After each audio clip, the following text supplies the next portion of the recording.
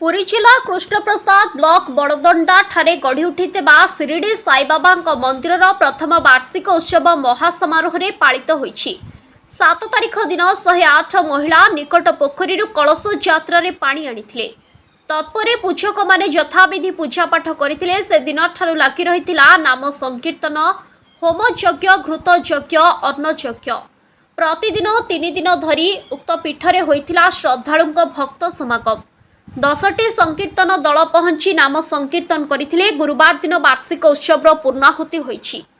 Shirdi Sai स्वर्णधाम charitable trust कार्यरत मार्फत विजय तराई, निर्देशक राधाकांत विषयी, कार्यकारिणी सभापति हेमंत कुमार जेना, सह संपादक गजेन्द्र साहू, उपदेष्टा जी केदार नेतृत्व नैथिबा बेले ग्रामर समस्त सदस्य, युवक संघ एवं निकट ग्रामवासी सहयोग करथिले। सुभाष चंद्र मोहना सुभाष चंद्र तराई, ग्राम बरदंडा। ये साई मंदिर हबार प्राय 25 वर्ष उद्घाटन है। आ बहु बाहर कमिटी मेंबर, श्रद्धालु भक्त माने समस्ते रही सहयोग सहानुभूति मंदिर कार्यक्रम आरंभ करा। तार सहित बड़दंडार ग्रामवासी किछि अवदान रही मंदिर समापन कराई। आज गला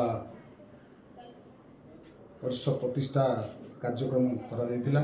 समस्त श्रद्धालु भक्त मानकर साहाय्य, गाँ लोक साहाय्य प्रतिष्ठा कराइला। आज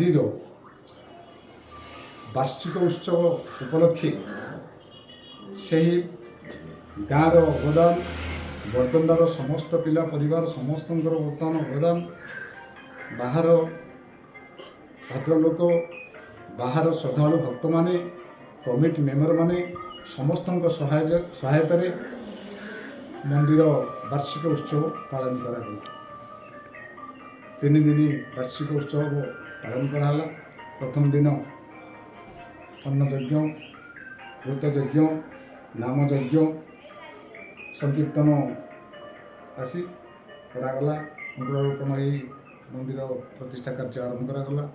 द्वितीय दिन से पंडित मानक डाकी चौला भी कराला। आज हूँ पूर्णाहुति समापन। ठाकुरंकर जावाड़ी यात्रा सह श्रद्धालु भक्त मान बर्तमान आम जावाड़ी यात्रा समापन कर। विजय कुमार तराई, बड़दंडा। साई मंदिर आपणकर